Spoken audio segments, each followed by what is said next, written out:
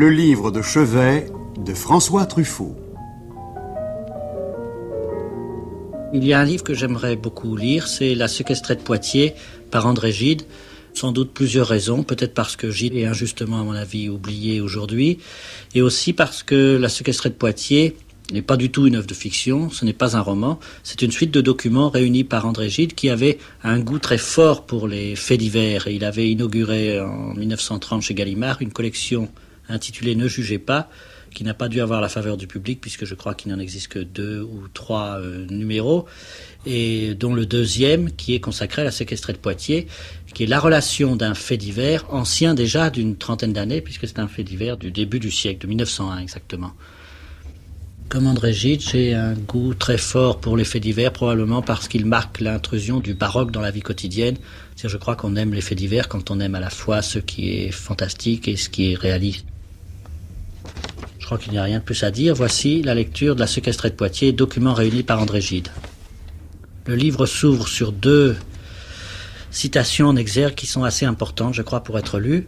La première est une pensée de Pascal, très célèbre, c'est « J'ai découvert que tout le malheur des hommes vient d'une seule chose, qui est de ne pas savoir demeurer en repos dans une chambre ».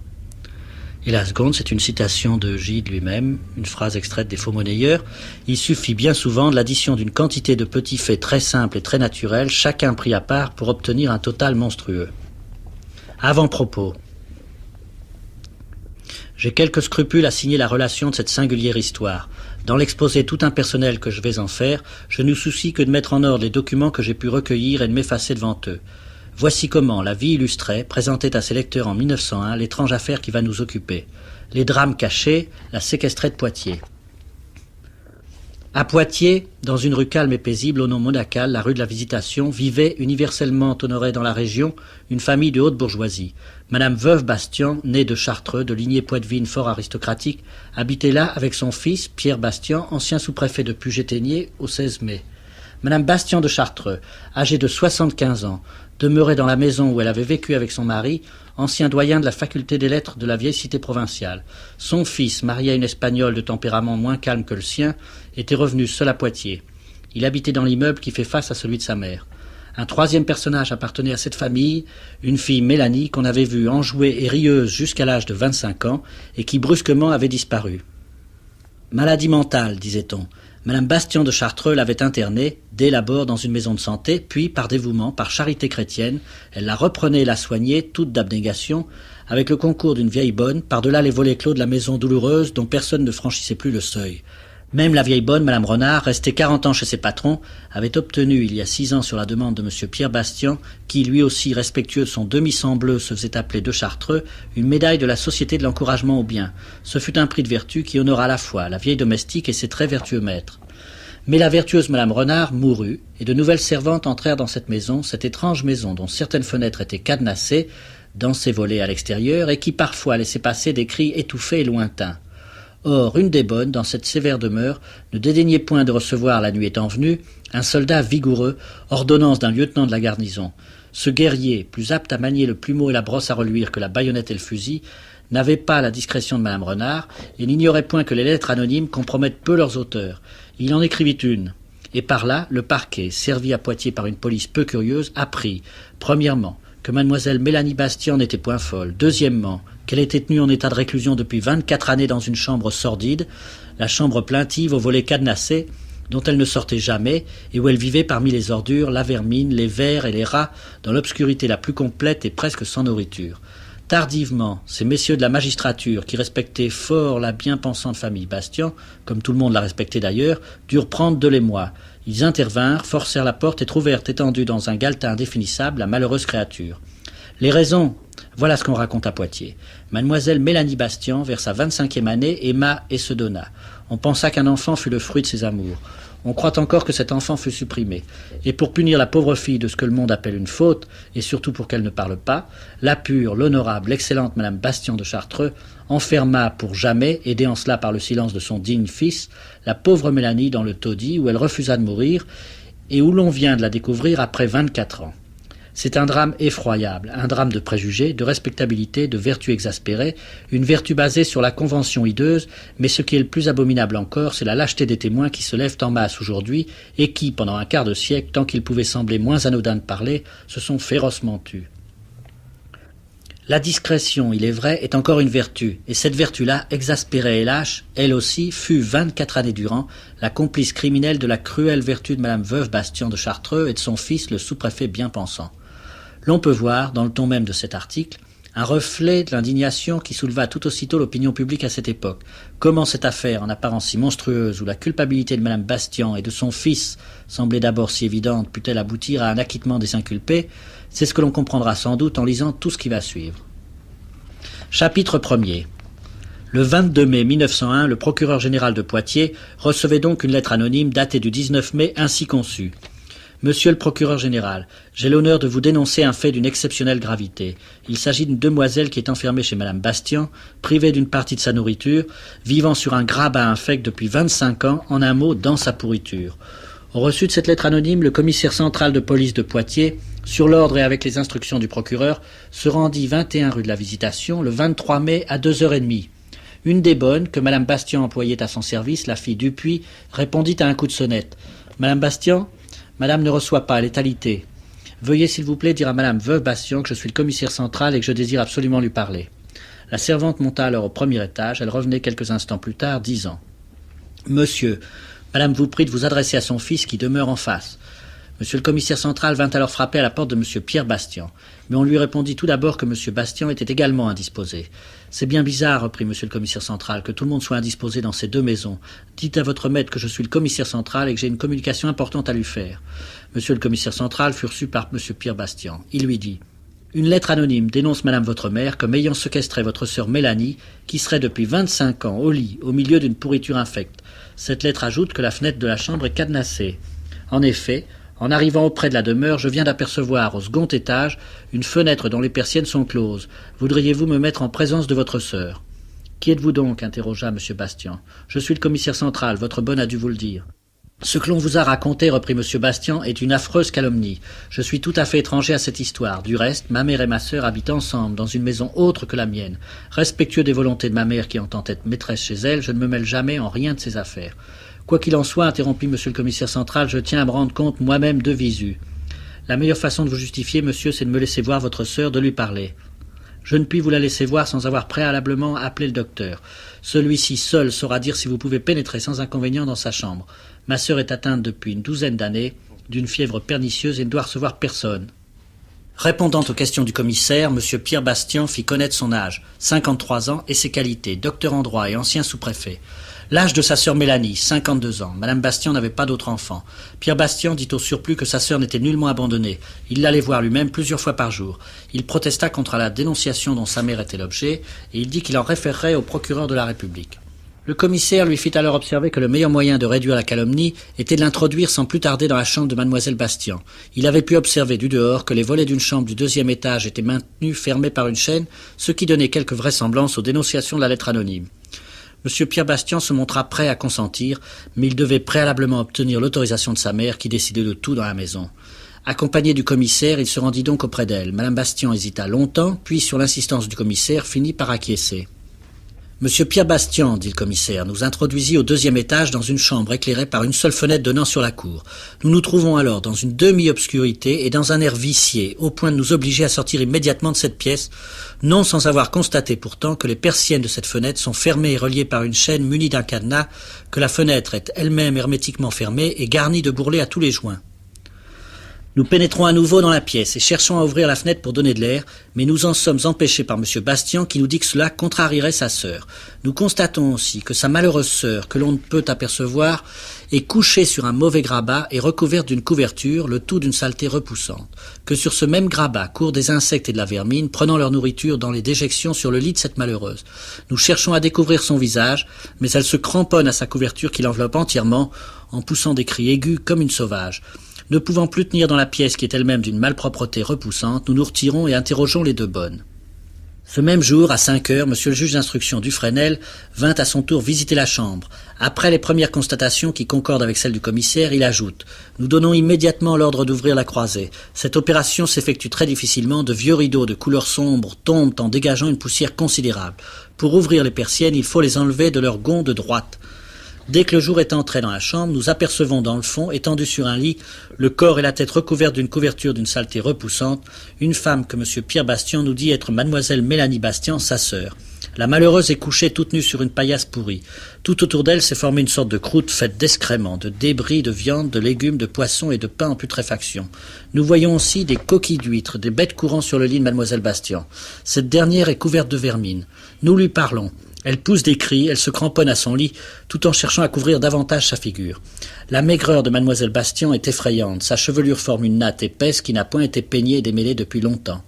L'air est tellement irrespirable, l'odeur qui se dégage de l'appartement est tellement fétide qu'il nous est impossible de rester plus longtemps pour procéder à d'autres constatations. Monsieur le juge d'instruction décide d'envoyer aussitôt mademoiselle Mélanie Bastian à l'hôpital de l'Hôtel-Dieu. Comme elle ne possédait ni linge de corps ni effet d'habillement, il la fit ficeler dans une couverture puis ordonna que l'on désinfectât la chambre dans la mesure du possible. À 6 heures, des scellés furent mis sur la porte. Avant de quitter la maison, ajoute le juge d'instruction, nous procédons à la visite des pièces qui sont habitées.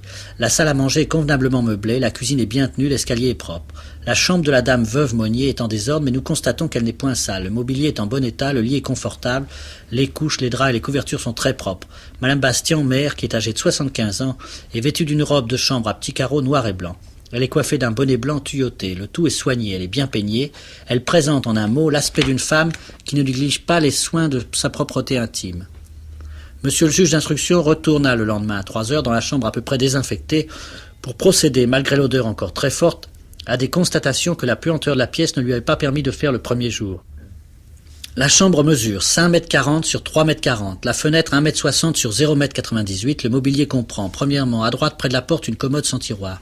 Deuxièmement, 2 étagères de bois blanc disposées à droite et à gauche de la cheminée en marbre noir. Sur celle de droite se trouvent 4 bouteilles vides, 3 boîtes de conserve, un jeu de loto et 2 écrous. Sur celle de gauche, fermée par une toile à matelas, en lambeaux, aucun objet, mais les coins sont garnis d'épaisses toiles d'araignée. Sur la cheminée, une statuette de la Vierge. Troisièmement, un lit en fer devant la commode. Les draps et les couvertures sont propres. C'est là que couche une des 2 domestiques. Quatrièmement, devant l'étagère de gauche, un bois de petit lit couvert d'une paillasse et de vieilles guenilles souillées. Cinquièmement, une monture de canapé sur laquelle se trouvent des chiffons et des loques remplis de vermine. Sixièmement, 6 chaises de paille dont 4 en assez bon état. Septièmement, enfin, le lit en bois de mademoiselle Bastian, contenant une paillasse pourrie, un drap plié en 4 pour recevoir les excréments, un vieil oreiller placé entre ce drap et la paillasse, une couverture d'une effroyable saleté. Le lit est recouvert d'une espèce de pâte formée d'excréments, de débris de viande, de légumes, de pain en putréfaction. Au pied du lit, un carré de linoléum extrêmement sale. Le plancher est rongé. Près du mur, un trou de 32 cm de long sur 5 cm de large. Un autre trou à hauteur du lit permet la circulation des rats. Entre le lit et l'étagère de gauche, une petite caisse remplie de vieux livres est recouverte, ainsi que tout le reste, d'une épaisse couche de poussière. La tapisserie a presque disparu. Les murs ont été autrefois tapissés d'un papier gris-bleu à carreaux marron et bleu foncé. Ils sont actuellement à peu près dégarnis. De nombreuses inscriptions restent assez difficilement déchiffrables. On parvient pourtant à lire l'une d'elles. Faire de la beauté, rien de l'amour et de la liberté, solitude toujours. Il faut vivre et mourir au cachot toute la vie. Le 25 mai, à 9 h du matin, le commissaire procéda à la saisie des objets ci désignés. Une couette en partie pourrie, un oreiller pourri adhérent à celle-ci, ainsi que diverses autres parties de guenilles soudées entre elles par les déjections, débris d'aliments de toute espèce, mélangés à une grande quantité d'insectes. On nous enveloppe le tout dans un drap blanc prêté par la famille. Une couverture blanche à raies rouges, une couverture jaune qui recouvrait la séquestrée, un oreiller, une couverture à raies bleues, une guenille fraîchement lavée, un couvre-pied fond blanc à fleurs bleues, une autre vieille couverture à raies rouges, une toile à matelas placée en double à la fenêtre et servant de rideau, un morceau de couverture à raies vertes, une vieille guenille ayant servi à mettre sous la demoiselle Bastian, un linge blanc souillé de matière fécale, un drap de lit plié en 8 et sur lequel reposait en partie le corps de la victime, un journal contenant des résidus d'aliments, journal fourni par nous, divers autres débris d'aliments qu'on enveloppe dans un papier et qui, comme les derniers, sont tombés du lit au moment de l'opération de saisie. Ces susdits objets sont placés dans une caisse. Une paillasse en partie pourrie que l'on enveloppe dans une toile d'emballage, une couchette que l'on divise en 5 colis, 2 persiennes reliées par une chaîne qui est retenue au moyen d'un cadenas, une malle dans laquelle nous déposons 37 volumes trouvés sur les rayons de la chambre, un cabas d'écolier contenant des cahiers et une grande quantité de notes écrites au crayon, Dans la même malle, nous déposons aussi un cadenas fermé à un bout de chaîne, 2 statuettes de la Sainte Vierge, une tête de poupée, un chapelet, une pièce de 10 centimes et 5 bouts de crayon trouvés sur et sous son grabat. Une porte de la chambre de la victime récemment réparée, le cadre de la susdite porte, un bocal contenant les insectes représentant de 5 à 10% de ceux trouvés sur le lit de Mélanie Bastian. Ici une note, les journaux insistèrent à l'envi sur la diversité, l'énormité et la hideur des vers qui grouillaient sur la couche de Mélanie Bastian. On eût pu croire qu'il s'agissait là d'une surprenante faune inconnue. En réalité, M. Léger, professeur à l'école de médecine de Poitiers, directeur du laboratoire de bactériologie, put reconnaître immédiatement que les larves recueillies dans le bocal de formol appartenaient uniquement à 2 espèces. Premièrement, les plus longs ayant l'apparence de vers jaunes, larves du ténébréon, insecte coléoptère, larves connues plus communément sous le nom de vers de farine. Deuxièmement, larves ou dermesdular, autre insecte coléoptère qui vit habituellement dans les offices où il se nourrit de débris culinaires de toutes sortes. Une couverture blanche, un papier, de la tapisserie du couloir portant ces mots « Dès les enfants, il y en a qui sont bien plus préférés, etc. etc. » Et enfin, une natte de cheveux appartenant à Mélanie Bastian, pesant 2,70 kg. Ces cheveux lui ont été coupés à son arrivée à l'Hôtel-Dieu. Si longue que puisse paraître cette énumération, nous n'avons pas craint de la rapporter tout entière, regrettant qu'elle ne fût pas plus complète encore. Nous aurions aimé connaître, par exemple, la liste des 37 volumes saisis et la nature de ces notes écrites au crayon signalées dans ce rapport. Nous avons pu juger récemment de l'éloquence particulière des objets dans le récit du général Ditterix au sujet de la saisie effectuée dans la petite pièce de la maison Ipatieff à Ekaterinbourg. Tous ces objets sont des témoins, et leur disposition nous instruit autant et plus ingénument que celle des témoins vivants que nous allons bientôt entendre. Mais nous écouterons d'abord les accusés. Madame Bastian et son fils furent arrêtés le 24 mai après-midi. Nous présenterons plus loin tous les renseignements que nous avons pu obtenir sur ces 2 déconcertantes figures. Écoutons d'abord Pierre Bastian à l'interrogatoire du président, audience du 8 octobre 1901, voir Journal de l'Ouest du 10 octobre. Question. Dès 1875, le docteur Guérinero considérait que votre sœur Mélanie était incapable de se conduire. Sa chambre était sale, votre sœur vêtue de façon malpropre. Elle était soignée par la femme Fazy qui mourut en 1896. Réponse, c'est exact. Demande. L'état de votre sœur s'aggravant, votre mère fit fermer les portes.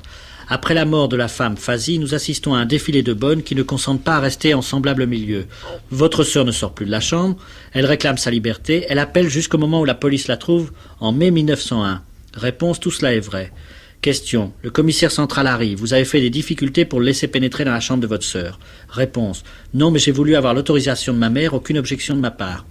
Question. Pourtant, vous avez dit que votre sœur était atteinte de fièvre pernicieuse. Vous avez invoqué votre situation sociale, vos titres anciens. Réponse. Jamais il n'a été dans ma pensée d'empêcher d'entrer monsieur le commissaire central. Monsieur le président donne lecture du procès-verbal de constat.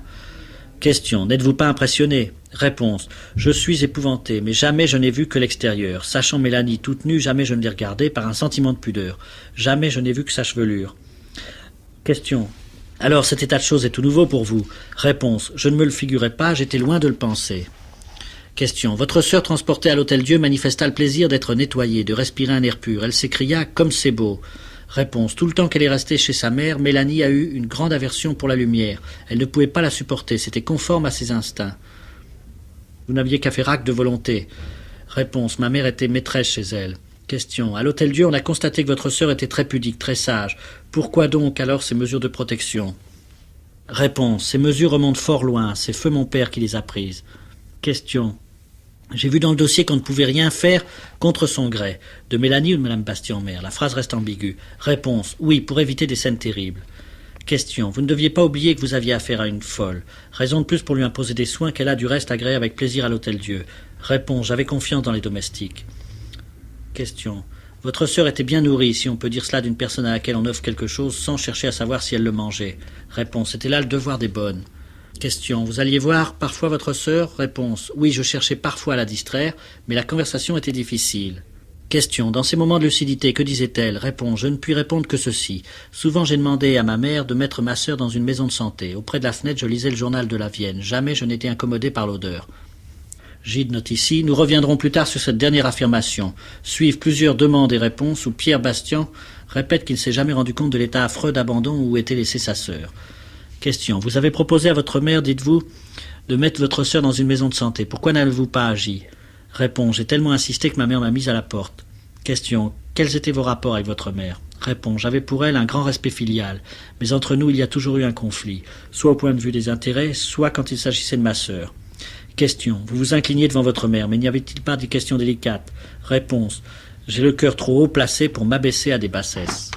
À une question du président, Pierre Bastian dit qu'il n'a ni bon odorat ni bonne vue. Dans la rue, il ne reconnaît même pas ses amis.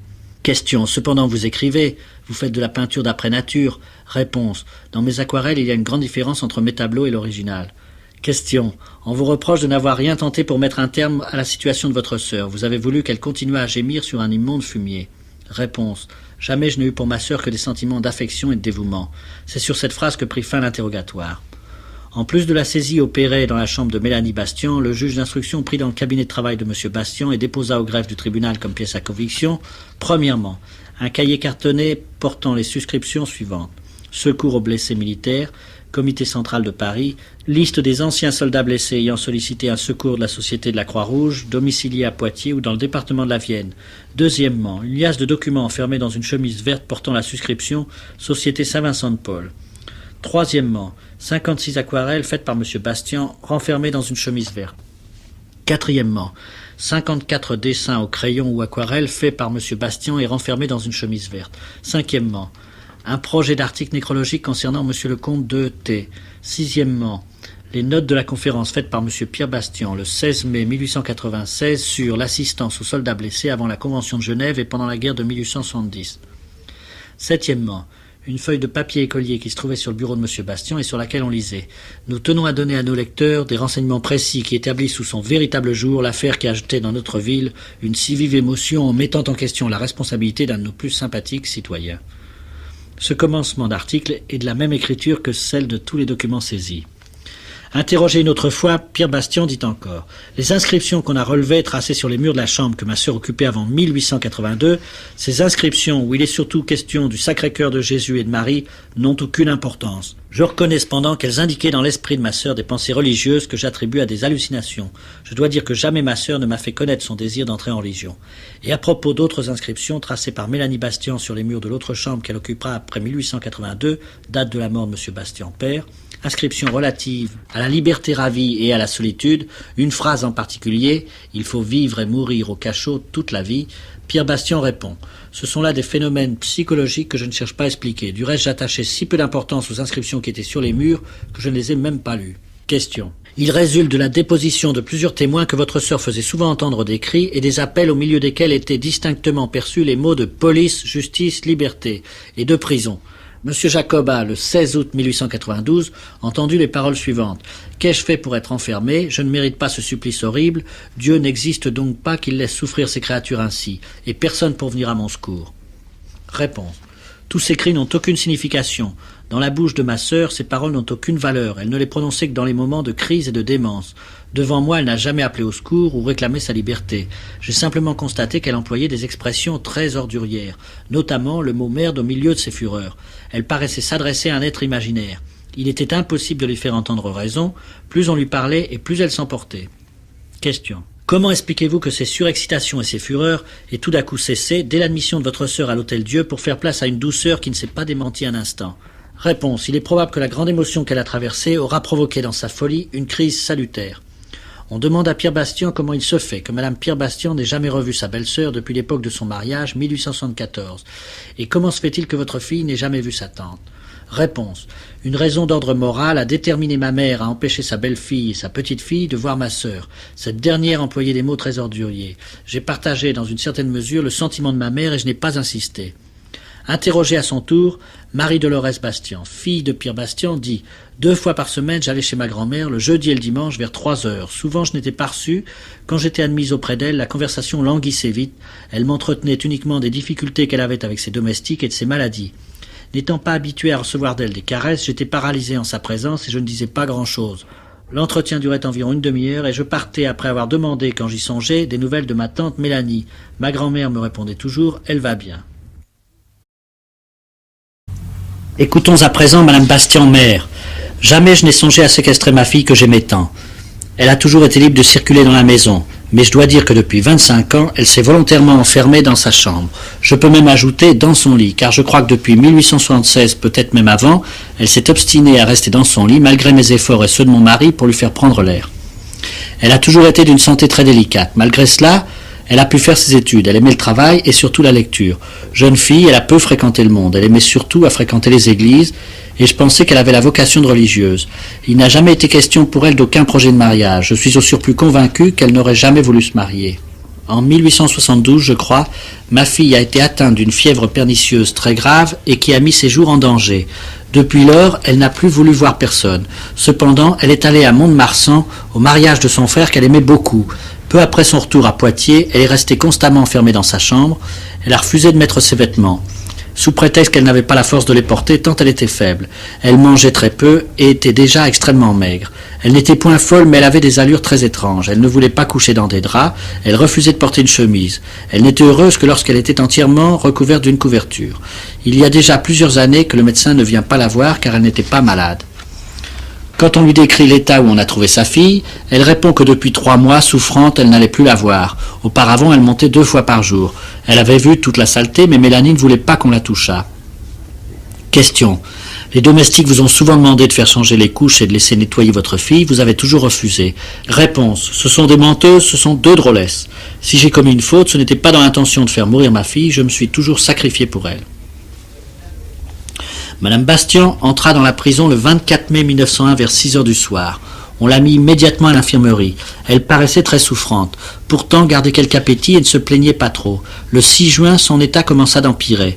Elle protestait de son innocence, demandait qu'on la laissât partir, arguant que son fils avait déjà quitté la prison et à plusieurs reprises, malgré sa faiblesse et son état de prostration, s'occupa de rassembler ses affaires en paquets.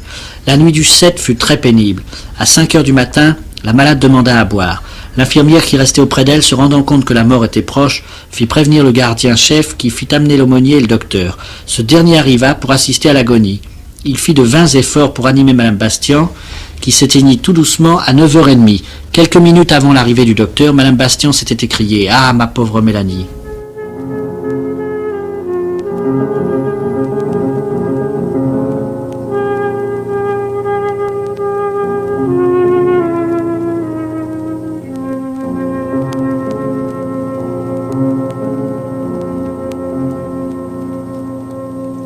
Mélanie Bastien arriva à l'Hôtel-Dieu de Poitiers le 23 mai 1901 vers 7 heures du soir.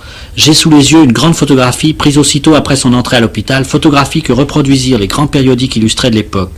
On n'imagine rien de plus impressionnant que le regard de cette pauvre fille et son sourire, car elle sourit d'un sourire angélique, idyllique, mais comme futé, presque narquois.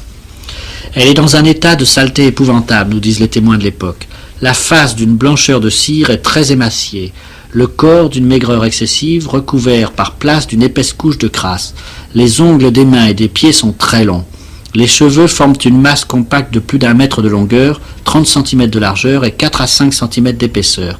C'est un feutrage compact, formé par les cheveux mêlés aux matières excrémentielles et aux débris de nourriture. L'odeur qui se dégageait de cette masse était si épouvantable que les docteurs autorisèrent les personnes présentes à fumer.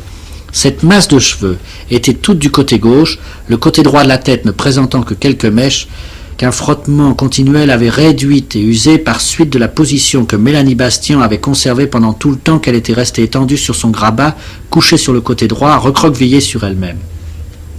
Le poids total de Mélanie Bastien à son entrée à l'hôpital était de 51 livres 300. On s'étonne que la pauvre fille ait pu vivre tant d'années dans un dénuement si sordide, dans une obscure atmosphère si empestée qu'elle fait reculer chacun.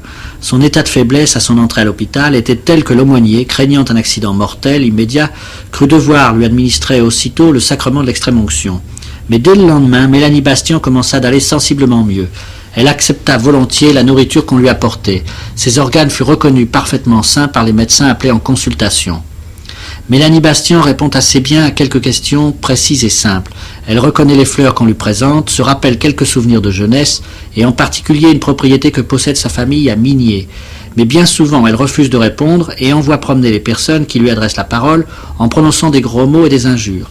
Si même on insiste pour obtenir d'elle une réponse, elle entre rapidement en colère et passe de son immobilité habituelle à un état d'agitation violent. Sa faiblesse générale l'empêche cependant de se livrer à des actes et elle se contente de marmotter, en se cachant la figure dans son oreiller, des mots inintelligibles et des phrases sans aucun sens discernable entremêlées de nombreux jurons.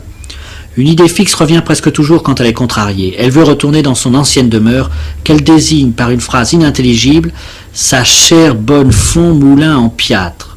Déjà, lorsqu'on était venu la chercher rue de la Visitation pour l'enlever à son taudis, elle se cramponnait à sa paillasse et sa puante couverture, suppliant qu'on la laissât vivre tranquillement dans sa chère petite grotte. Jamais, disent les rapports, elle ne pose la moindre question sur aucun sujet et ne parle jamais des personnes qu'elle avait l'habitude de voir dans sa maison. La plupart du temps, elle ne consent à répondre qu'à celles qui lui donnent des soins journaliers et lui apportent à manger. Toutes ces réponses sont absolument enfantines. Elle reconnaît la plupart des objets qu'on lui présente, crayons, roses, verres, aliments, et les appelle toujours son cher petit crayon, sa chère petite rose, etc. Elle réclame même souvent son cher petit torchon, dont elle se couvrait la tête pendant son séjour dans la maison, et qui était rempli de crasses et d'insectes. Elle n'a du reste pas la moindre idée des soins de propreté et satisfait tous ses besoins dans son lit ou dans les vêtements dont elle est revêtue. Cependant, elle a commencé le 18 juin à accepter de se servir d'un vase pour uriner. On a pu lui faire écrire avec un crayon et avec une plume son prénom et quelques mots. L'écriture est assez nette, mais elle fait suivre un mot bien écrit de griffonnage informe. L'appétit est excellent, elle mange gloutonnement les mets qu'on lui présente. Ses repas sont très copieux. En fait, les pesées successives indiquèrent une très rapide augmentation du poids, qui passe de 25,5 kg le 25 mai à 35,5 kg le 3 août.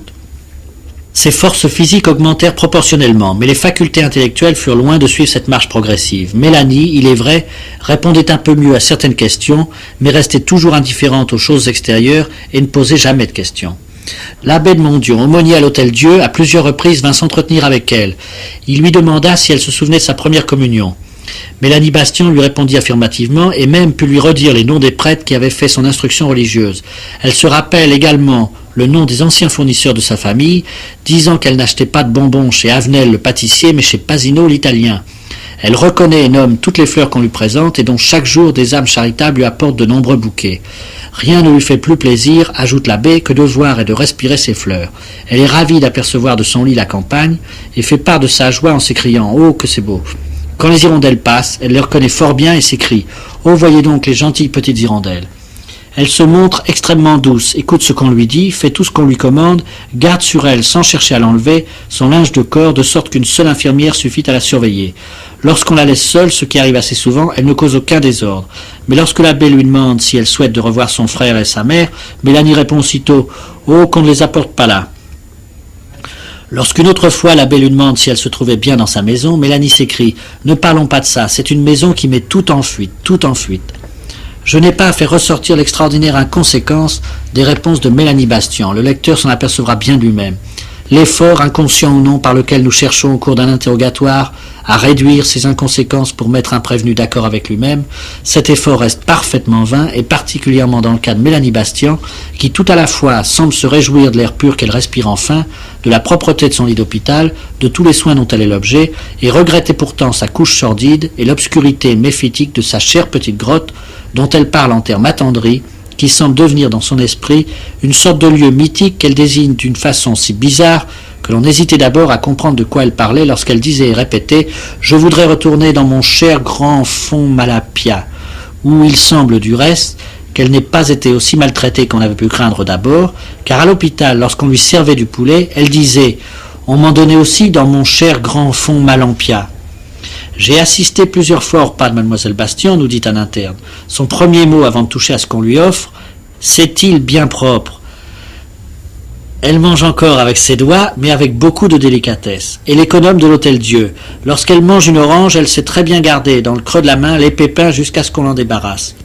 Il me paraît qu'elle cherchait au moins inconsciemment à se mettre d'accord avec les personnes qui la venaient voir et l'interrogeaient ou cédait à une sorte d'instinctive sympathie. C'est ce qui permit à sœur Saint-Wilfrid, religieuse à l'Hôtel-Dieu, de dire que, loin d'avoir horreur de la propreté, Mélanie prenait plaisir à être nettoyée, à coucher dans des draps bien blancs et à avoir sur elle une chemise. Elle ne dit rien pendant qu'on lui coupait les cheveux, opération que le feutrage de la chevelure rendait particulièrement difficile. Elle eut plaisir, sitôt après, à se laisser nettoyer la tête avec une eau spéciale parfumée.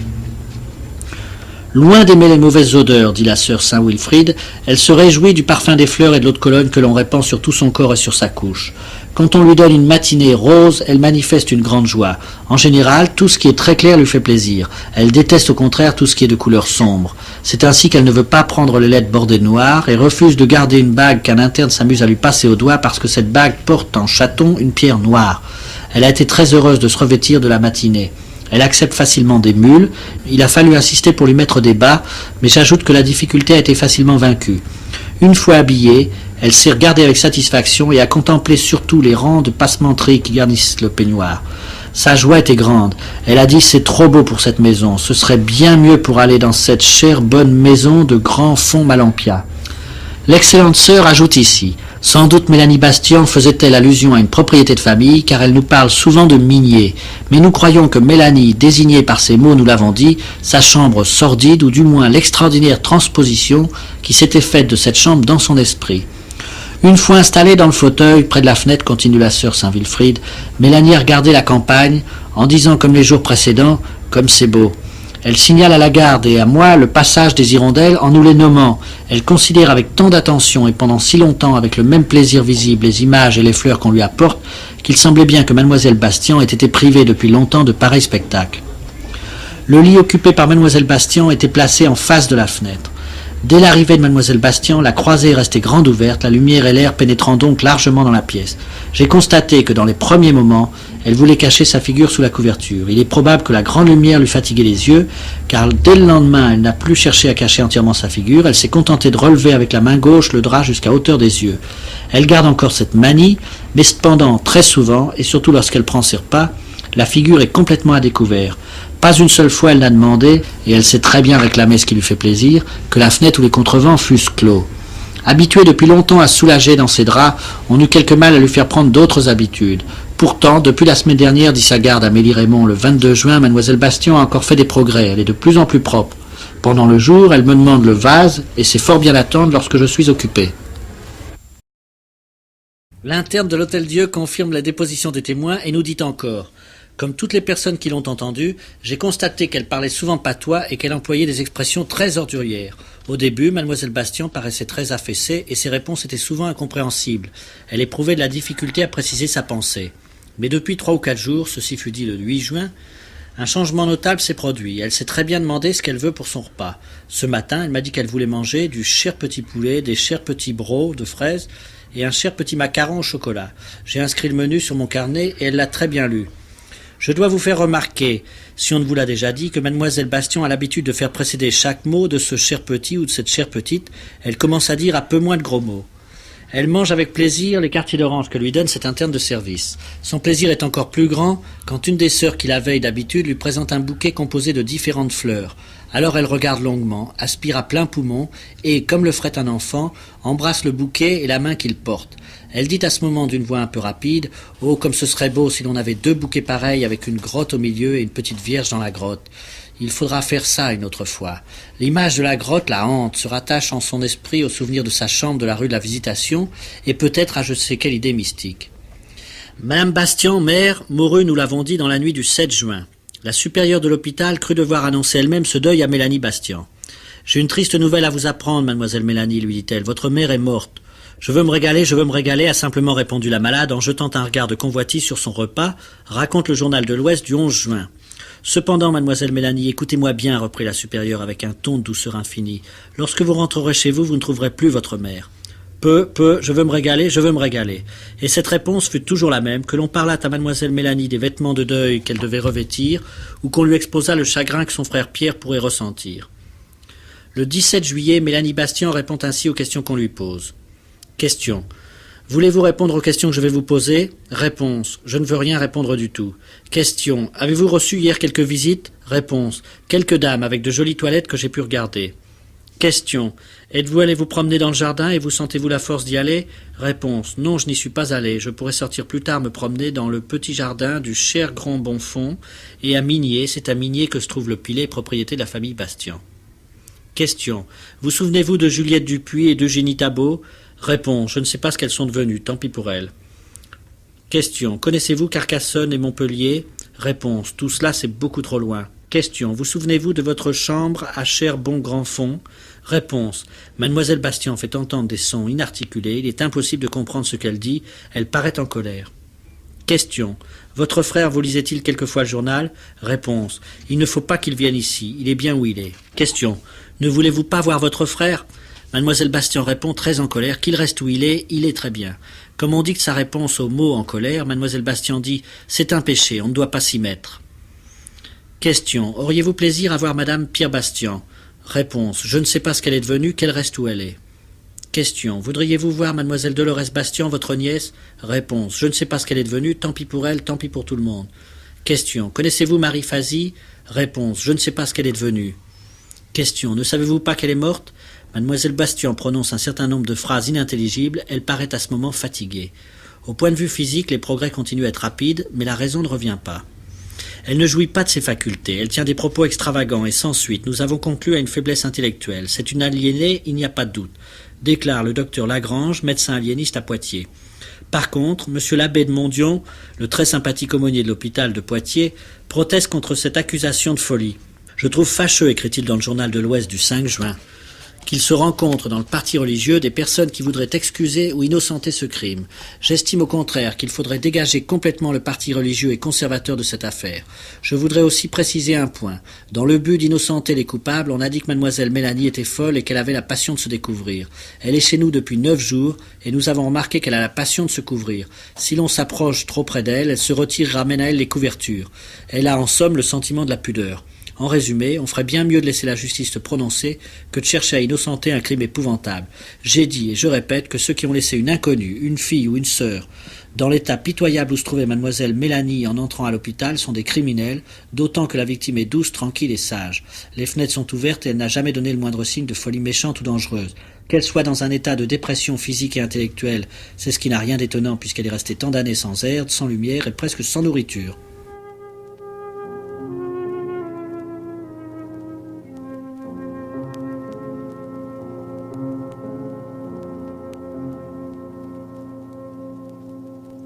Nous tâcherons de comprendre un peu mieux ce que furent ces criminels, cette mère et ce frère que d'autre part on nous présente comme de si honnêtes gens.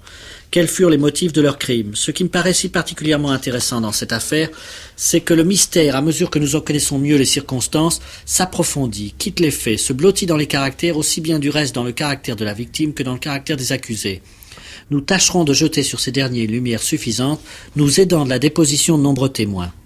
Madame Bastian et son fils, en vérité, ne se sentirent point coupables, et l'on verra qu'en dernier ressort, la justice estima de même qu'ils ne l'étaient pas. Mais, avant de présenter plus intimement Madame Bastian mère et son fils, disons quelques mots de leurs antécédents. Dans une importante brochure qu'on distribuait à la porte du palais le jour de l'audience, fort bien faite et fort intéressante, observation pour M. Pierre Bastian, rédigée en vue de disculper celui-ci, je relève les renseignements suivants sur divers membres de sa famille. Madame Bastian, mère, est née le 28 novembre 1825 à Poitiers, où son père, M. de Chartreux, avait une charge d'agent de change peu importante. Son grand-père maternel était huissier dans la même ville et le frère de l'agent de change exerçait la même profession à Vouillers. M. Bastian, père, était professeur de rhétorique au lycée de Poitiers lorsqu'il épousa mademoiselle de Chartreux le 8 juillet 1846. Plus tard, il devint dans la même ville professeur à la faculté des lettres et doyen de la faculté. Il paraît vraisemblable que Madame Bastian s'arrogeât toute l'autorité dans le ménage et que son mari dut s'y résigner, puisque tout le monde la dépeint comme imposant impérieusement son joug autour d'elle. Monsieur et Madame Bastian eurent 2 enfants, Pierre né le 29 février 1848 et Mélanie née le 1er mars 1849. Monsieur et Madame Bastian habitaient à Poitiers une maison 6 rue de la Visitation qui appartenait à Monsieur de Chartreux, père de cette dernière. Monsieur de Chartreux, retiré des affaires, y demeura aussi en même temps que ses enfants jusqu'à son décès. Monsieur Bastian, père, y est décédé le 9 avril 1882. Monsieur de Chartreux y est mort à son tour 1 an après, le 21 avril 1883. Madame de Chartreux, née Kléber, l'avait précédé de 10 ans dans la tombe.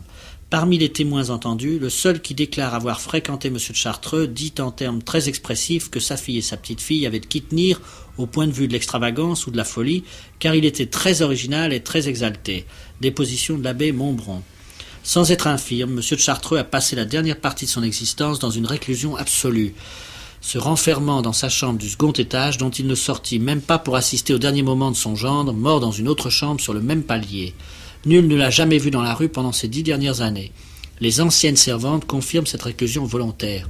L'une d'elles, la femme Gau, ajoute que, n'étant pas chargée spécialement du soin de ce nouvel ermite qui ne sortait point de sa chambre, elle a quitté la maison après y avoir servi 3 ou 4 mois sans l'avoir jamais aperçu. Elle n'a su qu'il existait que par ouï-dire. Madame Bastian avait 75 ans au moment de son arrestation. Elle ne paraissait en avoir pas plus de 65, de 62 même, au dire de certains témoins. C'était une femme petite, assez forte aux traits durs, qui se présentait le plus souvent la tête recouverte d'un bonnet noir orné de dentelle ou de ruban. Elle menait une vie recluse, ne recevait presque personne et sortait de moins en moins dans la ville où elle était considérée, respectée mais peu aimée. Les très nombreux témoignages que l'on put recueillir concordent sur ce point. Son caractère était autoritaire et irascible. Madame R. C., femme d'un professeur de Poitiers, ancien camarade de M. Bastian, une des rares personnes qu'elle consentit à voir, nous raconte ceci. Au mois d'avril 1882, à la mort de M. Bastian père, Madame Bastian, ne supportant pas d'être accompagnée aux obsèques par sa belle-fille qu'elle détestait, la fit chercher pour l'assister dans cette triste cérémonie. À partir de cette date, Madame Bastian prit l'habitude de recevoir Madame R. C. assez régulièrement, une fois par semaine environ, de préférence le samedi à 3 heures après la visite du médecin. De cette façon, disait Madame Bastian, je n'aurai à faire toilette qu'une fois par semaine et pourrai rester en robe de chambre les autres jours. Ces visites hebdomadaires continuèrent pendant 10 ans. À part Madame R. C. et une cousine, Madame Allot, dont les visites étaient du reste beaucoup moins fréquentes, Madame Bastian ne recevait personne. Madame R. C. nous dit que Madame Bastian lui parlait souvent de sa fille Mélanie. Celle-ci, à sa connaissance, n'avait jamais eu l'intention de se marier, mais souhaitait d'entrer en religion. Elle en aurait été dissuadée par le docteur Guérineau et la supérieure de l'hôpital. Madame R. C. conseilla souvent à Madame Bastian de retourner avec sa fille habiter le grand corps de logis de sa maison. Toutes deux auraient pu avoir là des chambres communicantes et Mélanie aurait été mieux soignée.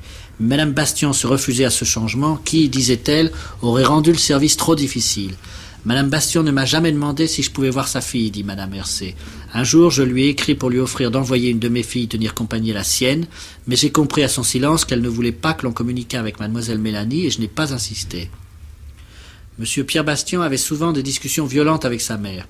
Celle-ci lui avait interdit l'accès de sa propriété, située à Migné, et lorsqu'elle apprit qu'il s'était permis d'y aller malgré sa défense, elle l'invectiva d'une manière furieuse et le mit à la porte.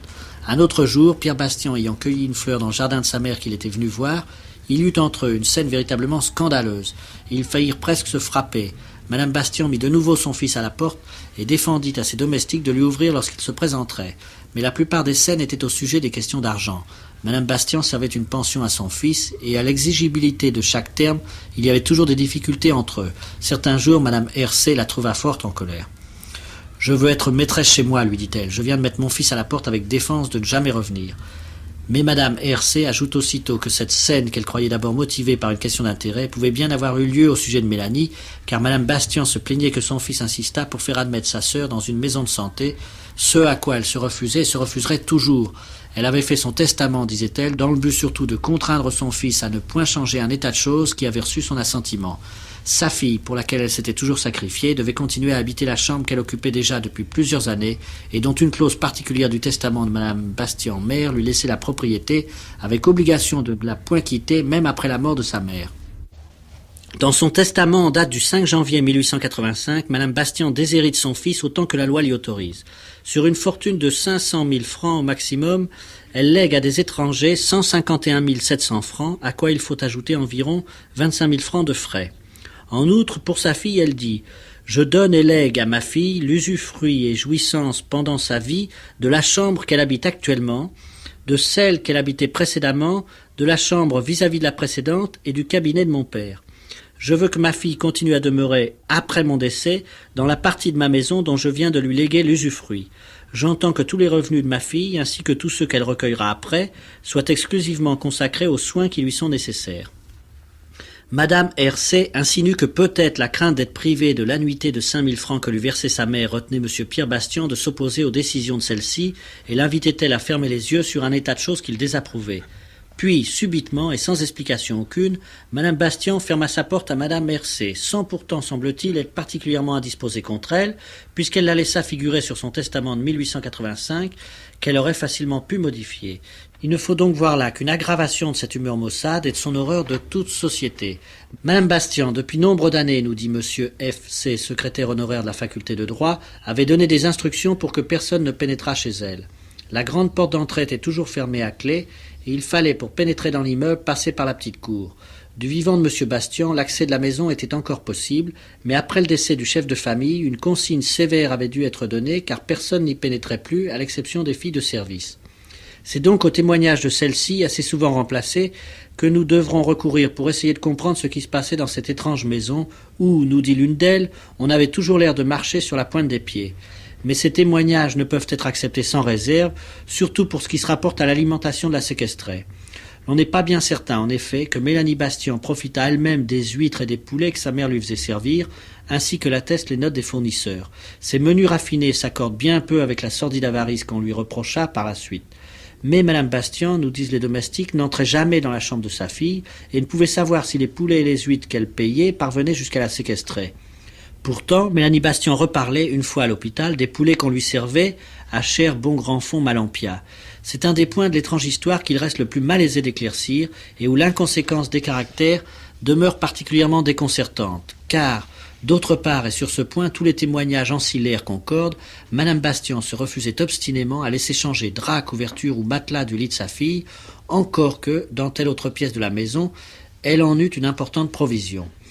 Madame Bastien était d'une avarice sordide, à tel point que je n'osais jamais lui réclamer moi-même mes gages. J'étais obligé de les faire demander par ma mère, nous dit Alcide Texier, contrôleur à la Compagnie Générale des Omnibus, employé au service de Madame Bastien lorsqu'il n'avait que 17 ans. Pendant les 6 mois que j'ai passés dans sa maison, je lui ai toujours vu porter la même robe très sale. Il semble vraiment qu'il y ait, chez tous les membres de cette famille, non tant précisément avarice qu'amour de la saleté. Nous verrons même ce goût étrange se manifester chez le fils d'une manière encore plus répugnante. Mais peut-on encore parler d'avarice lorsque l'on entend Juliette Dupuis nous raconter ceci ? Le soir, Mademoiselle Bastien ne mangeait presque pas, rien qu'une brioche ou un gâteau appelé jésuite. Et le matin, à son petit déjeuner de 9 heures, rien qu'une tasse de chocolat de la compagnie coloniale, Mademoiselle Bastien ne voulant pas de pain. Par contre, le repas de midi que j'étais chargé de porter à Mademoiselle Mélanie consistait généralement en une seule frite et une côtelette entourée de pommes de terre. Le repas était préparé par la fille Tabot. Quelquefois, on faisait venir de l'Hôtel de France et avant de l'Hôtel de l'Europe, les notes de l'hôtel en font foi, soit un poulet au blanc avec champignons, soit un poulet à la sauce rousse. Souvent des huîtres lorsque c'était la saison et aussi du pâté de foie gras. Monsieur Robin, propriétaire de l'Hôtel de France, confirme qu'on lui demandait ainsi des plats souvent 2 ou 3 fois par semaine. Déposition de Madame Faure, marchande d'huîtres. J'ai fourni des huîtres pendant 25 ans à la maison Bastien. Les bonnes venaient en acheter tous les jours ou tous les 2 jours. Madame Bastien demandait les plus belles et les plus fraîches pour Mademoiselle Mélanie. Le mémoire de la maison Maillard-Laurando, remis à monsieur le juge d'instruction, accuse une quantité relativement très importante de vin ordinaire de première qualité à 0,75 francs la bouteille et de vin fin de Bordeaux à 2 francs et 3 francs la bouteille, fournis dans les 2 dernières années à Madame Bastien dont les habitudes de sobriété et d'extrême économie ne permettent pas de supposer qu'elle fit cette dépense pour elle-même. L'ordinaire de Madame Bastien était des plus simples. Il ne paraît pas qu'elle touchât aux huîtres, au poulet, au foie gras que l'on apportait pour sa fille. Nous lisons ensuite la déposition de la fille Dupuis. Je lui portais la nourriture dans une assiette et je ne mettais jamais de couteau parce que je savais qu'elle n'en voulait pas. Elle prétendait qu'une fille dévote ne devait pas se servir de couteau. Il y avait toujours dans l'assiette une fourchette, mais pas de cuillère parce qu'elle ne mangeait pas de potage. Mademoiselle Bastien ne voulait du reste pas se servir de fourchette. Elle mangeait avec ses doigts. Je ne portais pas de serviette, bien que Mademoiselle Bastien m'en demandât parfois pour essuyer ses petites menottes, parce que Madame Bastien m'avait refusé de m'en donner. Une autre servante nous dit que Mademoiselle Bastien ne mangeait pas toujours aussitôt la nourriture qu'on lui apportait, mais gardait en réserve sur sa paillasse à côté d'elle une partie des aliments, ce qui explique la quantité de détritus. Monsieur Pierre Bastien est venu quelquefois pendant que je faisais manger sa sœur. Il ne s'est jamais occupé de sa nourriture et jamais ne s'est informé s'il lui manquait quelque chose. Au repas de midi, la demoiselle Bastien buvait du vin blanc coupé d'eau. On ne lui a jamais refusé que je sache nourriture ou boisson. Interrompons un instant les témoignages de Juliette Dupuis pour intercaler cet ahurissant fragment de déposition de Virginie Neveu dont je donnerai plus loin d'autres parties également sensationnelles. Mélanie Bastien mangeait les mêmes aliments que sa mère, mais comme boire, Madame Bastien mère ne lui faisait donner que de l'eau sucrée dans laquelle elle mettait de l'éther. Il arrivait souvent que Mélanie refusât de boire. Alors la mère nous faisait descendre le verre contenant ce breuvage à la cave, et tous les jours on le lui présentait de nouveau jusqu'à ce qu'elle l'eût bu. Quand je suis arrivé en 1899, reprend Juliette Dupuis, la chambre de Mademoiselle Bastien était dans l'état où vous l'avez vu, même meuble, même literie, même saleté. Nous avons souvent, la fille Tabot et moi, demandé à Madame Bastien de quoi la changer, de drap, de couverture, de traversin, de matelas. Nous avons essuyé un refus catégorique. Madame Bastien nous répondait que nous n'arriverions jamais à la tenir propre. Je dois déclarer cependant qu'il nous eût été facile, à la fille Tabot et à moi, de la nettoyer et de lui faire contracter des habitudes de propreté. Lorsque nous avons vu que Madame Bastien voulait absolument laisser sa fille coucher sur un véritable grabat rempli de vermine, nue sans chemise, recouverte seulement d'une couverture sordide, et que nous avons constaté qu'on nous interdisait d'ouvrir la fenêtre dont les volets étaient cadenassés, et qu'on nous obligeait à laisser fermer la porte sous prétexte qu'on enrhumait la demoiselle Bastien, nous n'avons plus rien dit, mais nous avons averti les voisins. Il y avait dans la chambre de la demoiselle Bastien une odeur infecte. L'air n'était pas respirable, ce qui n'était pas étonnant, car cette demoiselle faisait ses excréments dans le lit, et qu'il ne nous était permis d'enlever le petit drap de dessous plié en 4 que le soir à 9h30. Madame Bastien savait parfaitement dans quel état épouvantable de malpropreté était laissée sa fille. Elle se contentait de dire « Ah, pauvre enfant, que voulez-vous que j'y fasse ?» Monsieur Pierre Bastien était au courant de tout. Il venait très souvent voir sa sœur et jamais il ne nous a invités à la tenir propre. Au contraire, quand nous voulions donner de l'air à la chambre, par la porte seulement car la fenêtre était toujours hermétiquement fermée, il allait prévenir sa mère qui nous adressait de sévères remontrances. Les témoignages des servantes de Madame Bastien sont, je l'ai dit, souvent contradictoires. Ce serait les fausser et leur enlever une grande partie de leur intérêt que de chercher à les réunir et à les grouper dans un résumé. Chacun a son caractère propre et le mieux, il me semble, est d'en transcrire ici les parties les plus saillantes. Écoutons Juliette Brault que Madame Bastien employa d'abord comme femme de chambre et ensuite comme cuisinière de juin 1897 à septembre 1898. La première fois que je suis entré dans la chambre de Mademoiselle Bastien, j'ai éprouvé un frémissement. L'odeur qui se dégageait du lit de Mademoiselle Bastien était fétide. Il n'y avait pas à ce moment de détritus de viande ou des excréments, mais la paillasse et le matelas étaient complètement pourris, ainsi qu'a dû vous le dire Mademoiselle Perroche qui était domestique avec moi. Mademoiselle Bastien était toute nue, enveloppée dans une sale couverture, et j'ai constaté qu'il y courait très souvent des cafards. Tous les soirs on plaçait sous Mademoiselle Bastien un drap plié en 4. Il était destiné à recevoir ses excréments, et on ne le changeait que toutes les 24 heures. Mademoiselle Bastien n'était pas absolument folle. Parfois elle disait des choses sensées, mais elle ne voulait pas être nettoyée, et elle avait toujours la tête couverte. Les meubles étaient recouverts d'une couche épaisse de poussière qu'il était impossible d'enlever, puisque la croisée et les persiennes n'étaient jamais ouvertes. Parfois je donnais de l'air par la porte, malgré la défense formelle de Madame Bastien, qui voulait que toutes les issues fussent hermétiquement fermées. Cependant, au cours des fortes chaleurs, elle tolérait l'ouverture de la porte.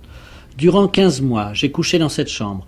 L'odeur était insupportable. Elle était cependant un peu tolérable quand la chambre était ouverte. Aussi, la nuit, je laissais toujours la porte ouverte. Si Madame Bastien l'avait su, elle se serait fâchée car elle aurait dit qu'on voulait faire enrhumer sa fille. Bien souvent, j'ai demandé, ainsi qu'Hélène Bonneau et Berthe Perroche, qui ont été domestiques en même temps que moi, à ce que les paillasses et matelas fussent changés.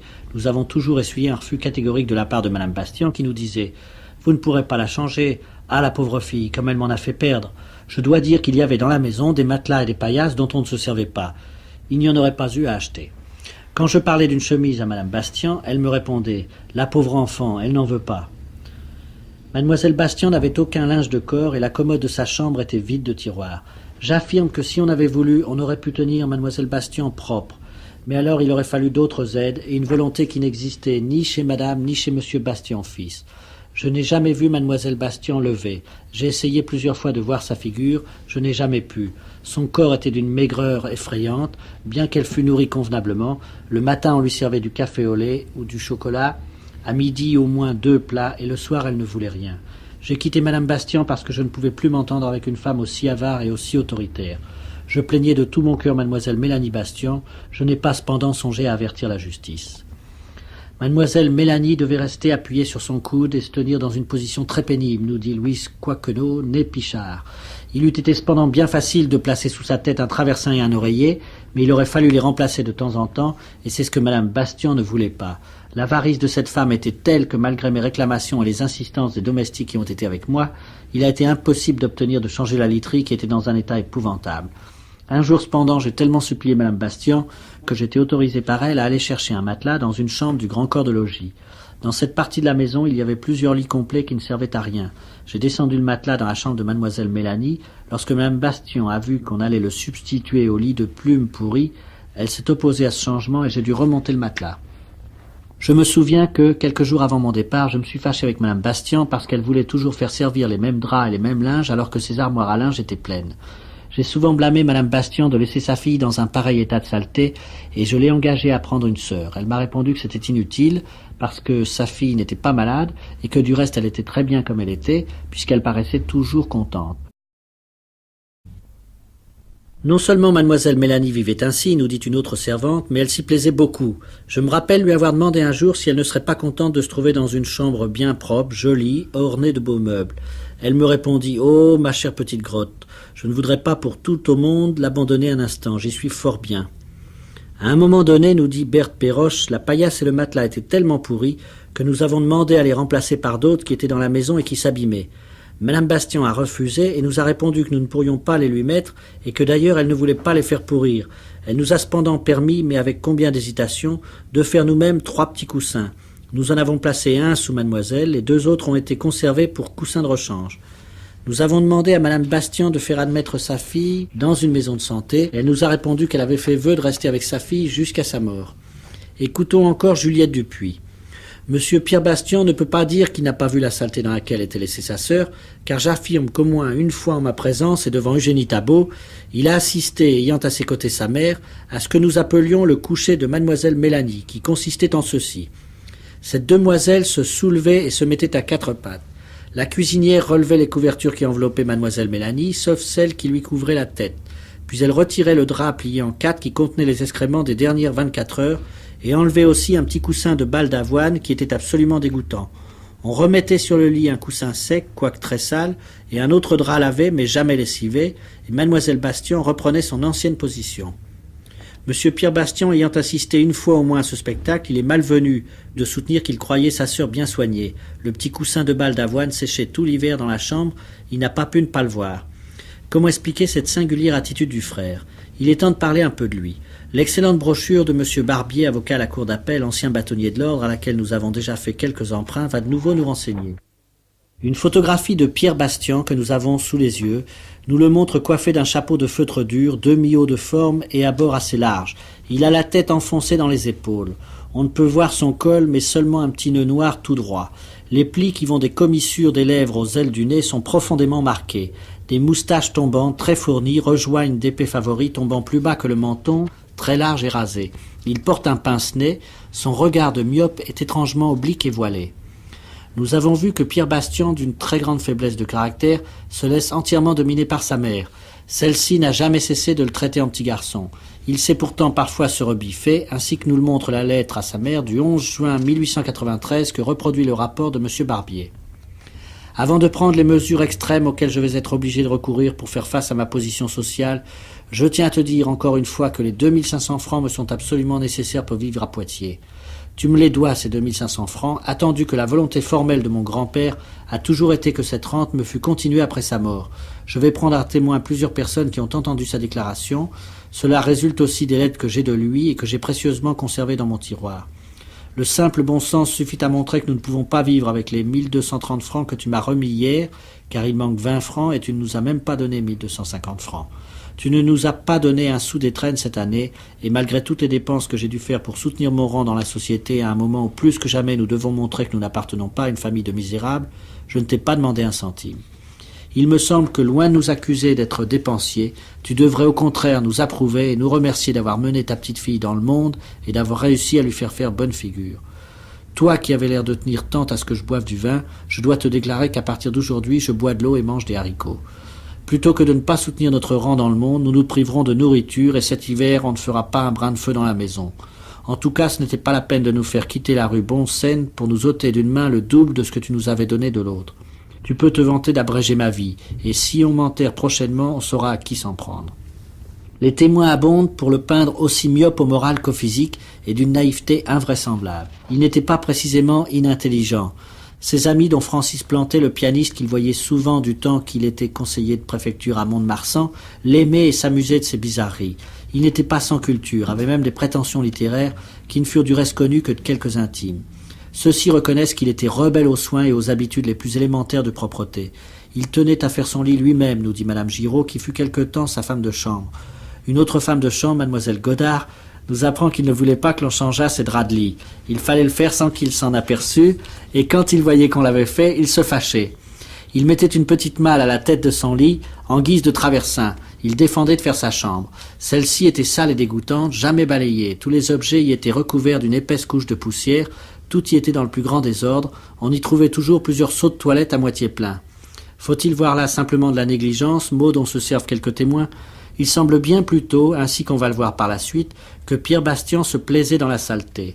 Le mot saleté n'est même pas assez fort, et l'on s'étonne moins que M. Pierre Bastian ne fût pas incommodé par l'odeur infecte de la paillasse et de la chevelure de sa sœur, mais au contraire y prit plaisir lorsqu'on apprend ce qui suit. Au milieu de sa chambre, un vase de nuit lui tenait lieu de cabinet d'aisance. Il n'admettait pas qu'on le déplaçât. Il fallait que ce vase restât là jusqu'à ce qu'il ne pût plus contenir de matière. Et même un jour, il exigea de son propriétaire un vase beaucoup plus volumineux afin de devoir le vider moins souvent. Il y a mieux encore. Voici ce que nous dit Madame Berger, née Martin, ancienne domestique de Pierre Bastian. Il est arrivé 2 ou 3 fois à M. Pierre Bastian de monter dans sa chambre après déjeuner pour faire ses selles dans son vase ou dans son seau de toilette, puis de me l'apporter dans la cuisine où j'étais en train de déjeuner pour que j'aille le vider.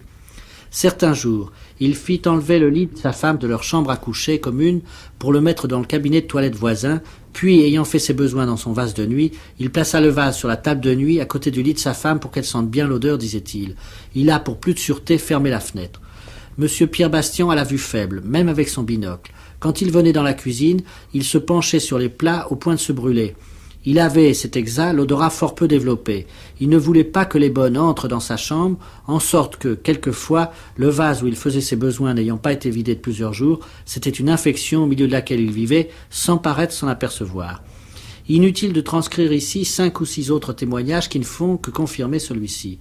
Tout ceci nous explique que M. Pierre Bastian put venir chaque jour lire le journal dans la chambre de sa sœur, ainsi que nous le disent plusieurs témoins, sans être incommodé par l'odeur extrême ancienne, mais au contraire y trouver quelque satisfaction olfactive. Nous ne nous étonnerons donc pas, non plus, si Pierre Bastian ne s'indignait pas davantage d'un état de choses dont il se serait lui-même assez volontiers accommodé. On en était arrivé là, peu à peu, par une lente accoutumance. Mais d'autres lettres de Pierre Bastian, si nous remontons loin en arrière, nous montrent qu'il fit d'abord quelques efforts affectueux pour ramener sa sœur à une existence plus normale. Il écrivait de Mont-de-Marsan le 29 février 1876 « Ma petite Gertrude, nous sommes aujourd'hui au milieu des masques et des déguisements. Il y a ce soir un grand bal à la mairie. Tous les divertissements sont favorisés par un temps splendide. Je souhaite qu'il en soit de même à Poitiers, afin que tu puisses quitter ta cellule et faire un petit tour à Blossac. » Et le 5 août 1882, en post-scriptum à une lettre écrite de Saint Jean de Luz à sa mère, « Ma petite Gertrude », c'est le nom qu'il donnait à sa sœur dans l'intimité, « Je ne peux pas écrire à Bounine sans t'envoyer un petit mot pour que tu vois que je ne t'oublie pas. J'espère que tu n'es pas malade en ce moment, soigne-toi bien, prends une robe comme tout le monde, et quand je serai de retour à Poitiers, ce qui ne tardera pas, nous irons faire un tour de promenade ensemble si ça te plaît. Ça vaudrait mieux en tout cas que de rester toujours enfermé dans ta chambre. » Et encore le 16 août 1883, nous lisons à la fin d'une lettre à sa mère « Embrasse pour moi Gertrude et dis-lui que je ne l'oublie pas et que je lui écrirai la prochaine fois. Qu'elle se soigne bien et se décide à prendre l'air comme tout le monde. » Ces phrases, ainsi que le remarque M. Barbier, indiquent à la fois la sollicitude du frère et le caractère parfaitement volontaire de la réclusion de Mlle Mélanie Bastian. Le goût et l'habitude d'une réclusion, qui ne tarda pas à devenir absolue, dit M. Barbier dans son long rapport, existait donc chez Mlle Mélanie Bastian dès 1873, à une époque où ses forces physiques et morales n'étaient pas encore très atteintes, à l'époque où son père et son grand-père étaient là pour la protéger et aussi pour tenter de la raisonner. Mélanie Bastian avait alors 23 ans. Divers témoins nous disent qu'elle était encore à cette époque très douce et très bonne enfant. Pourtant, les premiers troubles mentaux semblent s'être manifestés chez elle dès 1871.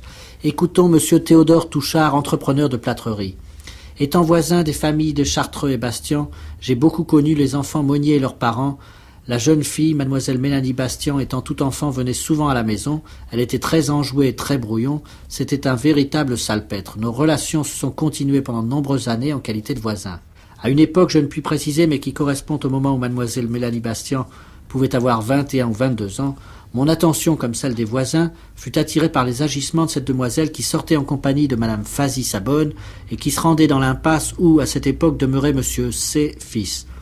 Quelque temps après, le bruit courut que Mlle Bastian allait se marier avec Monsieur C., ce qui me surprit ainsi que mes voisins, parce qu'il y avait une grande différence d'âge. Puis plusieurs mois s'écoulèrent sans que le mariage se conclût, et c'est après que Mlle Bastian ne sortit plus de chez elle et qu'on ne l'a plus vue. J'ai entendu dire que Mme Bastian n'aurait pas voulu que sa fille se mariât avec Monsieur C. parce qu'elle le trouvait trop vieux. Je le répète, à partir de ce moment-là, je n'ai plus revu Mlle Mélanie, et j'ignore absolument la décision qui a été prise par la famille Bastian à son égard. Les renseignements que nous pouvons avoir sur l'état de Mlle Mélanie avant 1880 sont très rares.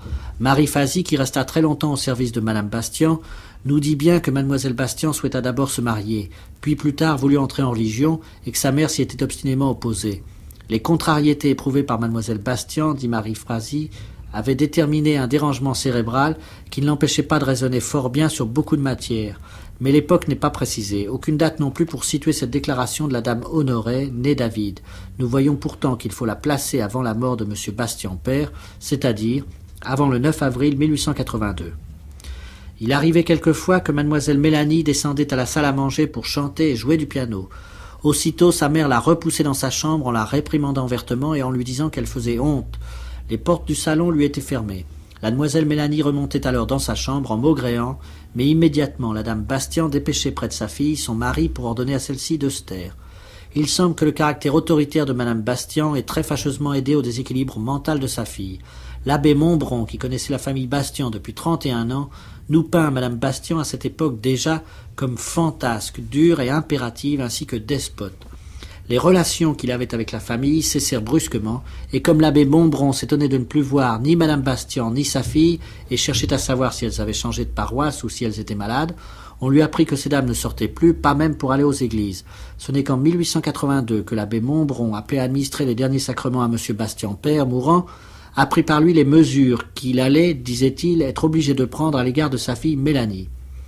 Il jouissait de toutes ses facultés, nous dit l'abbé Montbron, et il a reçu tous les sacrements en pleine connaissance. Il pleurait amèrement, semblant indiquer le regret, soit d'avoir dû céder aux exigences impératives de sa femme en agissant aussi rigoureusement, soit d'avoir été obligé de prévenir des scandales, car il disait, et tout le monde le savait déjà par ouï-dire, que la jeune fille hystérique se découvrait totalement devant n'importe qui et se montrait en pareille attitude aux fenêtres donnant sur la rue, ce qui expliquerait à mon avis la fermeture rigide de ces fenêtres. Elle ne voulait pas mettre de vêtements, déclare Marie Brunet, femme déhoulière au service de M. de Chartreux en 1883. Elle allait dans la maison, n'ayant sur elle que sa chemise et un corsage. À cette époque, elle n'était point folle, elle raisonnait à merveille. Elle n'était pas méchante, sauf vis-à-vis de sa mère qu'elle ne paraissait pas aimer. En causant avec celle-ci, mademoiselle Mélanie entrait souvent dans de violentes colères et aurait pu se livrer à des actes de brutalité sans l'intervention de Marie Frazee. Avec cette dernière et comme avec moi, elle était douce. Marie Frazee m'a dit que madame Bastian avait toujours contrarié sa fille et avait toujours voulu l'empêcher, même du vivant de son mari, de sortir. Elle trouvait toujours un prétexte pour empêcher le père de promener sa fille, et comme elle ne sortait pas, elle ne voulait pas que mademoiselle Mélanie se promenât. À cette époque, 1882, il semble que Mélanie Bastian descendit encore à la salle à manger où, dit madame Deshoulières, elle causait avec sa mère fort raisonnablement. Mais une fois rentrée dans sa chambre, elle était prise de terreur et se faisait des fantômes de tout. Croyant apercevoir des hommes qui venaient la chercher, elle poussait des cris à l'assassin que l'on pouvait entendre de la rue. « Si vous étiez arrivé plus tôt, dit la femme Blanchard en avril 1882, vous auriez entendu mademoiselle Bastian crier très fort « Il n'y a donc plus de justice, je vous ferai mettre en prison, tous, oui, tous !» Et ceci explique sans doute les bourrelets que l'on mit aux fenêtres. Celles-ci n'avaient pas toujours été fermées, mais bien seulement les volets que maintenait une barre de fer cadenassée, évidemment en vue d'empêcher les exhibitions de mademoiselle Mélanie. Mais elle se dédommageait alors en criant. La mère lui disait alors que si elle continuait à crier ainsi, le commissaire de police viendrait l'arrêter. Et lorsque les menaces ne suffisaient pas, on passait un balai par la fenêtre pour appuyer sur la poignée de la sonnette afin de lui faire croire que c'était le commissaire qui sonnait. Mais elle découvrit le stratagème, et c'est alors, semble-t-il, que l'on prit l'habitude de maintenir les fenêtres fermées, même en été. Pendant quelque temps, nous apprend Virginie Neveu, femme magot, mademoiselle Bastian demandait tous les jours du papier et un crayon pour écrire, ce que sa mère lui faisait apporter. Alors elle faisait une lettre qu'elle mettait sous enveloppe et qu'elle adressait à diverses personnes dont je ne me rappelle plus les noms. Ensuite, elle la faisait passer par les persiennes de sa fenêtre et tomber dans la cour. Puis elle disait à Marie Frazee, la cuisinière, de la faire porter à la poste. Comme j'étais souvent désigné, madame Bastian me disait de passer par la petite porte et de rentrer par la grande, de telle sorte que la fille croyait réellement que je portais la lettre à la poste. Mais une fois rentrée, je la donnais à madame Bastian qui me disait que, lorsqu'elle en jetterait d'autres, il ne fallait pas les décacheter car il n'y avait rien de sérieux dessus. Mademoiselle ne voulait pas voir sa mère, qu'elle appelait Boudine ou Bounine, et, dans une même semaine, lorsqu'elle venait pour la voir, elle lui a jeté 6 vases de nuit qui se sont brisés dans l'escalier. Madame Bastian lui a alors dit qu'elle ne lui en donnerait plus et qu'elle la laisserait dans la saleté, à quoi la fille lui a répondu qu'elle y était déjà. Elle lui a même dit souvent qu'elle n'était pas la préférée dans la maison. La lecture de ces témoignages et rapports nous permet de juger moins sévèrement l'attitude de M. Bastian. La séquestration de sa sœur nous paraît en partie motivée, et nous voyons du reste qu'il s'agit moins de séquestration que de réclusion, en grande partie volontaire, en dépit des cris, des appels et d'extraordinaires inconséquences d'un caractère déséquilibré. Le rapport Barbier put établir au surplus que Madame Bastian n'était même pas coupable d'avoir imposé ses idées à cet égard. Monsieur et Madame Bastian paraissent s'en être tenus, comme presque tous ceux de leur génération, à des idées désormais surannées. C'est Monsieur Bastian père qui a décidé que sa fille serait soignée à la maison par ses parents, puisqu'il en a été ainsi pendant 6 ou 7 ans durant sa vie. Il exprimait même cette résolution avec une certaine éloquence paternelle quand il disait en 1878 à Mademoiselle Kainka « Tant que je pourrai la soigner avec les médecins, je la garderai ». Fidèle aux sentiments de son mari, Madame Bastian s'y montrait attachée autant que lui quand elle répondait à Mademoiselle Péroche, lui parlant de mettre sa fille dans une maison de santé, qu'elle avait fait le vœu de rester avec sa fille jusqu'à sa mort. La simple amélioration de Mademoiselle Mélanie Bastian, qui suivit son entrée à l'hôpital, put faire espérer à quelques-uns son retour complet à la raison. Les médecins restaient sceptiques.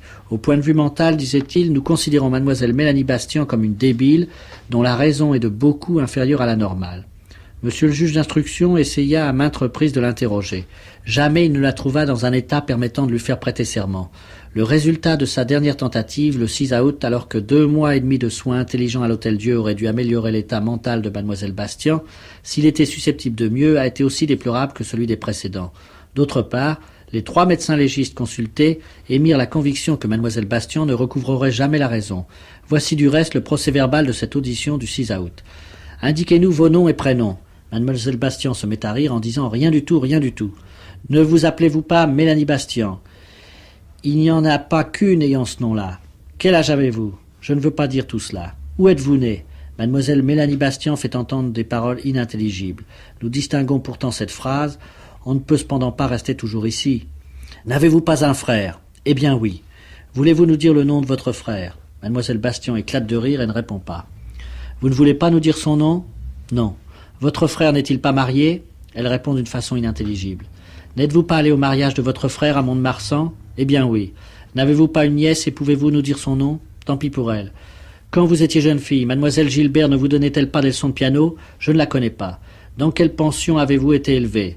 Foutre, on ne peut pas tout dire. Votre père ne s'est-il pas occupé de vous et ne vous a-t-il pas appris le grec ? Non. N'avez-vous pas eu pendant longtemps comme bonne Marie Fazy ? Oui. Qu'est devenue cette bonne ? Est-elle pas morte ? Je ne sais pas. Où habitiez-vous à Poitiers ? Et je ne veux rien dire du tout, ce n'est pas à moi de causer. N'habitiez-vous pas rue de la Visitation numéro 21 ? Oui, mais ce n'est pas le numéro 21, c'est le numéro 14. N'y avait-il pas un beau jardin ? Oui, oui, quand j'y serais rendu, je sauterais sur l'échine d'une autre. À quel étage habitiez-vous ? Mademoiselle Bastian paraît en colère et prononce des mots que nous ne parvenons pas à saisir. Votre chambre était-elle plus jolie que celle-ci ? Quand on est à Cher-Bon-Grand-Fond, c'est mieux qu'ici, mais il faut encore attendre pour y aller. Vous souvenez-vous de votre père ? Vous aimait-il bien ? Oh oui. Votre père est-il mort ? Mademoiselle Bastian se met à rire et nous dit « Je ne sais pas tout cela.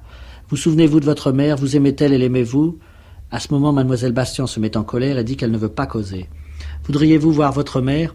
Non, il vaut mieux qu'elle reste là-bas. Mais alors, vous n'aimez pas votre mère ? Si, mais il vaut mieux qu'elle reste là-bas. Ne vous a-t-on pas dit que votre mère était morte ? Mademoiselle Bastian se met à rire et ne répond rien. Au bout de quelques minutes, elle dit « Elle est toujours à Cher-Bon-Grand-Fond. » Votre frère venait-il vous voir souvent quand vous habitiez rue de la Visitation ? Oui, oui. Vous portait-il des friandises ? On est bien assez riche à Cher-Bon-Grand-Fond pour acheter des gâteaux. En nous entendant dicter cette réponse, Mademoiselle Bastian éclate de rire. Rue de la Visitation, étiez-vous couché dans un lit bien propre et aviez-vous des draps bien blancs ? Qu'est-ce qu'on dirait à Cher-Bon-Grand-Fond si on entendait tout cela ? Pourquoi conserviez-vous sur votre figure un voile ou une couverture ? Mademoiselle Bastian prononce avec volubilité des paroles que nous ne pouvons saisir. Faisait-on votre toilette ? Peignait-on vos cheveux quand vous habitiez rue de la Visitation ? Ce n'est pas moi qui avais tant de cheveux, cela en était une autre. Il y en a d'autres que moi qui ont le même nom. Suivent beaucoup d'autres réponses, aussi déraisonnables que celle-là.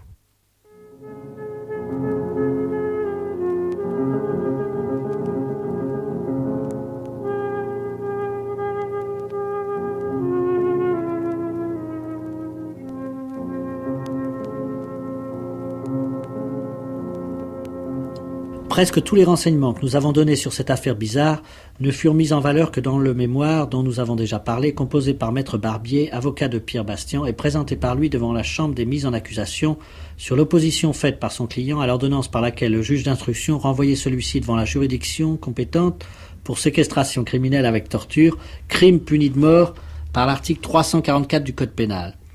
Nous ne nous étonnerons pas que Pierre Bastian ait été acquitté en appel après avoir été condamné par le tribunal correctionnel, mais bien plutôt que la Chambre des mises en accusation qui le renvoya devant le tribunal correctionnel le 7 octobre 1901 ait pu reconnaître, on ne sait comment, premièrement, que s'il n'y avait pas lieu de poursuivre M. Bastian pour séquestration arbitraire, par contre, il existait contre le dit M. Bastian charge suffisante d'avoir volontairement exercé sur la personne de sa sœur Mélanie des violences de la nature de celles prévues et punies par l'article 311 du Code pénal.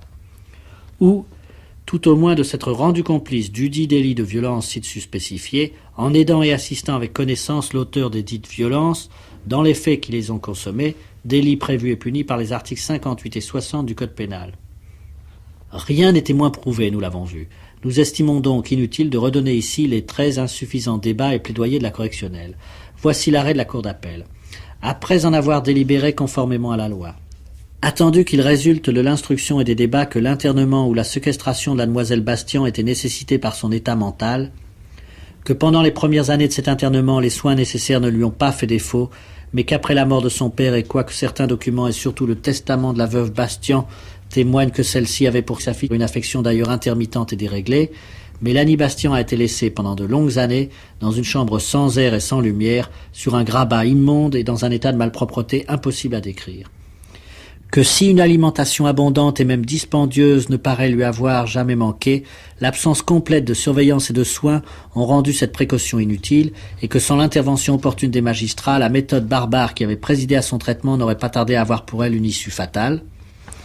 Attendu que ces faits ont justement excité la réprobation publique et qu'ils font peser sur la mémoire de la veuve Bastian une responsabilité morale dont on ne saurait exagérer la gravité, mais attendu qu'en ce qui concerne plus particulièrement Pierre Bastian, les faits de la cause ne peuvent tomber sous le coup d'une disposition pénale, qu'on ne saurait en effet comprendre un délit de violence ou voie de fait sans violence qui n'ait établi contre Bastian et même à la charge de sa mère aucun acte de ce genre, en dehors des faits de séquestration dont la Chambre des mises en accusation a écarté le principe, et que, si certains jurisconsultes pensent qu'un délit d'omission peut quelquefois y suppléer, ce n'est qu'autant que cette omission porte sur un devoir incombant juridiquement à son auteur. Attendu que la loi du 19 avril 1898 punit, il est vrai, le fait de quiconque a privé un mineur de 15 ans des aliments ou des soins qui lui étaient dus au point de compromettre sa santé, mais que cette loi nouvelle n'a pas été étendue aux aliénés, qu'elle suppose elle-même que le mineur ainsi privé de soins était confié tout au moins pour les recevoir à celui qui les lui a refusés, attendu qu'il n'apparaît point que Bastian ait jamais eu cette situation vis-à-vis de sa sœur, que pas plus dans les dernières semaines de son existence qu'auparavant la veuve Bastian n'a supporté aucune atteinte à son autorité absolue, surtout de la part d'un fils qui n'habitait pas avec elle, qu'elle n'aimait pas et qu'elle a déshérité, que la mission qu'elle lui aurait confiée pendant cette dernière période de veiller sur sa sœur n'implique aucun abandon de cette autorité, qu'il n'est d'ailleurs pas établi qu'elle l'ait donnée, que Bastian l'a toujours nié et que les témoignages formels aussi bien que les actes des domestiques qui auraient dû servir à son exécution sont nettement exclusifs, qu'en tout cas il n'est nullement démontré que ce soit avec une volonté consciente et bien délibérée que Laplan aurait participé soit comme coauteur, soit comme complice, et en le supposant légalement criminel ou délictueux aux actes dont sa mère paraît avoir été seule responsable,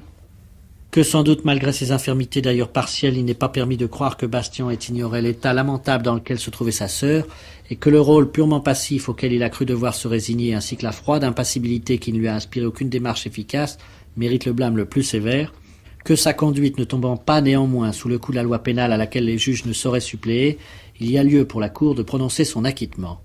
Par ces motifs, à l'endroit du jugement rendu le 11 octobre 1901 par le tribunal correctionnel de Poitiers, dit qu'il a été mal jugé, bien appelé, réforme en conséquence le dit jugement, émendant et faisant ce que les premiers juges auraient dû faire et sans qu'il y ait lieu de faire autrement droit aux conclusions déposées, renvoie Bastian des fins de la poursuite sans dépens, ainsi jugé et prononcé en audience publique de la Cour d'appel, chambre correctionnelle à Poitiers, le 20 novembre 1901. François Truffaut a lu ce soir certains des documents réunis par André Gide pour retracer l'histoire de la séquestrée de Poitiers.